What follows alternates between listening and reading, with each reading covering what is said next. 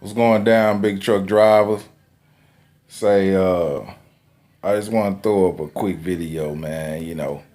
I getting ready to get back out here on the road and stuff. Getting ready to get my bags packed and head back out here on the road. But I wanted to put out say some cats think that you could put your own, get your authority and let your authority sit, with this trucking thing. And that's, you can't do that, you know. Um, you have to have insurance. You still got to pay insurance on your authority. You still got to have, IFTA, you got to have everything up under your 2290 if you want to get that thing activated, everything is kind of linked together. But you can't just get your authority and let it sit and think that it's gonna gain experience over time. You gotta haul loads up under that authority. You gotta do business up under your authority, and and there's no way to get around it. You know, uh, so it's like I say, my stance on it is it's just really not, unless you got, 7 to 10 trucks, it's just not really, man, not worth it. You know, I lost a lot of money fucking with that authority, fucking with that authority, and it really hurt my pockets, Shout out to, my boy Fo Trucker. He he thinking about getting his authority or whatever, and but to the rates today are really shitty ass rates, man. They shitty ass rates, and you not finna get the rates that you really think. Now going from Texas to Georgia at about 12, 1300, yeah, you about right. But 2000 and 2200, that shit ain't realistic, man. It ain't. It's just the industry is shit. The brokers, you know, some of them good, some of them not. But them motherfuckers, they gonna take they gonna take their shit off top, and it may be more than that 15%. I think they bitch ass ought to be regulated. If you ask me, they ought to be regulated more than the driver is, cause hell, the driver out here still driving reckless because he can't even fucking make no money out of this motherfucker. So if safety is they motherfucking they stance, then why the fuck is they doing everything they can do to kind of fuck over the driver? Everything out here expensive, and that's another thing that I'm seeing, like even with this snot IC board, the bullshit that they be pulling with, I know the hurricane just happened, so here in Texas, in Dallas, you come out of Dallas, it ain't shit coming out of Dallas.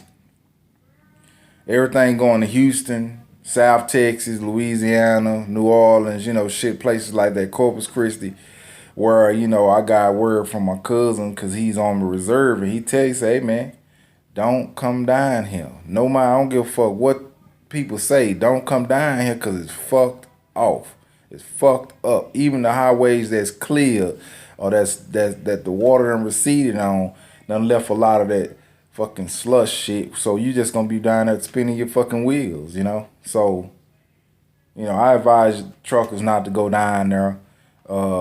Certain parts are good, certain parts are not, but I just choose not to even fuck with it all together, So, uh, but on that thing right there, Snot, I can see how Snot is, you know, pulling all their freight for their drivers, And according to what we was told in orientation, we on the same load board that they dispatchers are on, and clearly that's bullshit, because we can't get Costco's, we can't get Tractor Supply, we can't get they big accounts. We can't get on those. Even if we do got a good track record of being on time, all that money going in Snyder pocket. And although they getting 35% of the shit off top, that's not enough for them.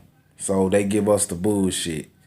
Me being in Texas, I gotta get out of Texas, go to Georgia, South Carolina, North Carolina. When those drivers up there, shit, that's how they eating. Them motherfuckers eating. You from Georgia, shit, them pretty good rates. If you can pull a load a day at anywhere from $500 to $700, $400 to $700, that's not bad per day.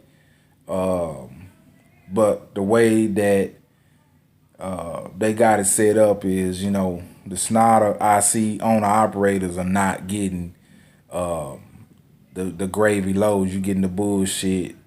If a load, to me, I don't see why you would have on your load board a load that picks up Wednesday before 4 o'clock or 5 o'clock, and then the motherfucker don't deliver till the next day, and the bitch is only 45 miles away.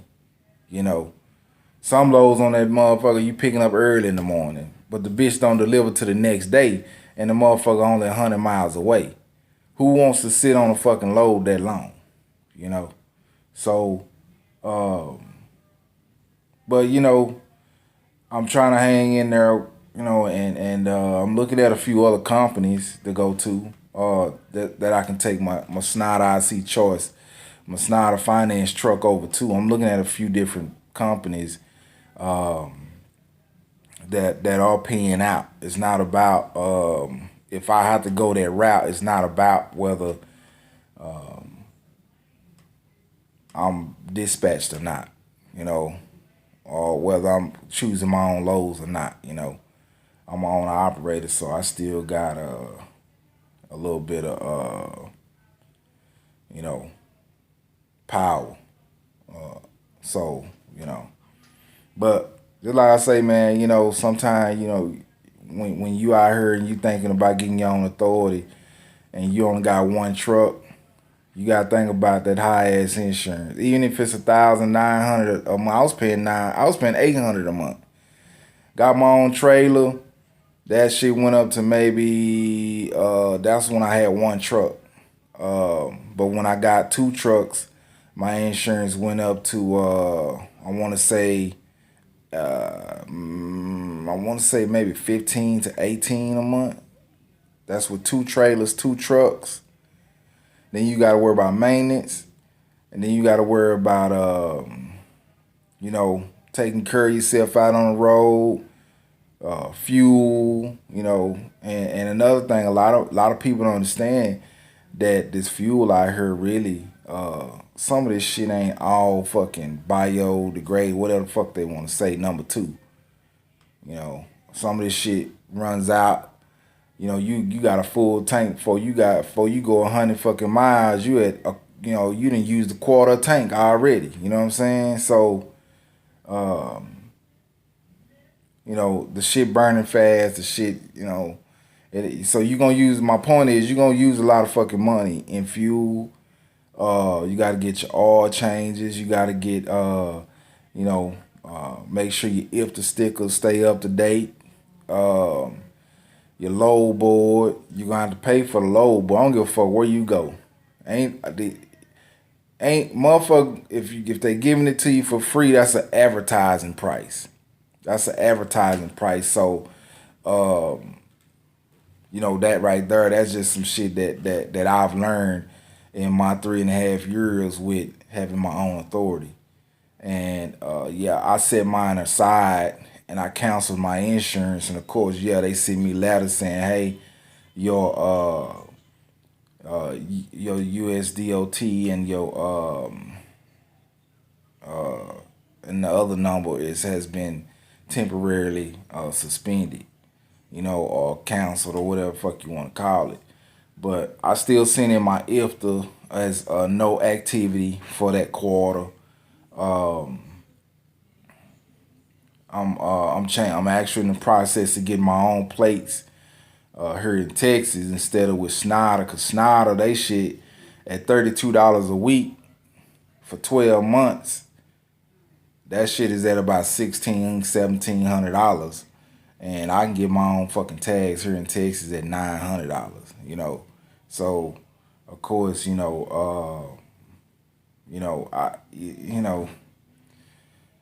it's shit that you just gotta be able, as a businessman, you gotta be able to do the numbers on and look to for yourself. But you can't do the numbers on your own authority unless you got your own authority. That's one thing that I learned. You can't do those numbers on your own unless you have your own fucking authority and you paying those goddamn bills. Trying to predict and trying to do all that shit, that's okay. I went through OOIDA, got my authority and all my other numbers, got every fucking thing. I just didn't take their insurance because their insurance is not accepted by all brokers. And then when you get it with some brokers, you also are going to have to wait 6 months till you got your authority. Some motherfuckers a year, or some motherfuckers 2 years. I wouldn't, even when I got to the ABF loads, to the motherfuckers that really will pay you for the loads, a reasonable amount. When I got to them motherfuckers, they played games. So, bitch, I got my authority. I done got my authority for 2 years. You tell me I gotta wait a year or wait 2 years, but I got my authority for 2 years. And then you tell me I gotta wait. Oh, no. Now you telling me that you gonna bullshit the money with me. And that's how they do. These brokers, they play fucking games, man.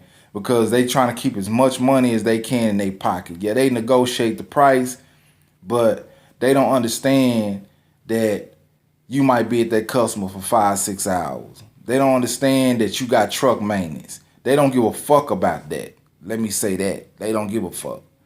And that's the experience that I've had. I've had a few good brokers out there. I ran off DAT. I paid $150 a month. If you try to get a free load board, you fucking yourself, because half that shit, by the time you call a broker, half that shit gonna be gone. But one thing that I did like about DAT was the brokers that were really invested in their business. I didn't have to send them no goddamn insurance and all that shit, because they really went and did their footwork and made sure that they was able to pull my insurance. They was able to pull everything, my authority. They was able to pull that shit, But for the most part, if you have your own authority and you're a one truck operation, you gotta have a file cabinet inside your truck, because you're gonna have to print shit, you're gonna have to sign shit right there on the spot, you're gonna have to do a lot of shit right there on the fucking spot. So just make a note of all this shit, man. You got a lot of shit that you're gonna have to fucking do. And if you can, maybe if you got a girl or wife at the house, or, whatever, you're gonna have to have a factoring company, because you're gonna need your money ASAP to pay your bills and do the shit you need to do. And some of these brokers, according like with my factoring company, them they say a lot of this shit is what they call it, no, basically, let's see, no force, or they don't charge it back to you when the company don't pay. But that's bullshit. Some companies, I heard, depends, they gotta approve that company a certain amount of money or credit or whatever. And if that company is not on that broker is not on their board, then it's gonna be hard to carry a load for that broker. You can still carry that load, but you might have to wait 30, 45 days. Now, I done had brokers that were willing to pay me right off the motherfucking bat the same fucking day, but due to me having a factoring company linked to my company, to my MC or whatever you want to call it. I gotta go through them. That money has to go through them. You can't go and just get a check straight from that broker, you know, because that's just the way brokers do it. That's the way the broker's gonna do it. It has nothing to do with the factoring company, but a lot of brokers are gonna do that. You know, they make sure that you list your factoring company or whatever it be. But like I say, man, you know, I fucked around and just had to give it up because you know, maintenance just got too expensive, fuel got too expensive. So I had to go on ahead and get that shit up. You know, it was just too much money going out and not enough money coming in. And you know, I wasn't bringing home enough money, you know, even with 2 trucks. Especially in 2015, it really was good. The race was good. I was getting an average of $2.10 a mile, and then later on that year, it went down. You know, the average probably at $1.80 a mile. You know, they dropped the fucking rates like it wasn't shit.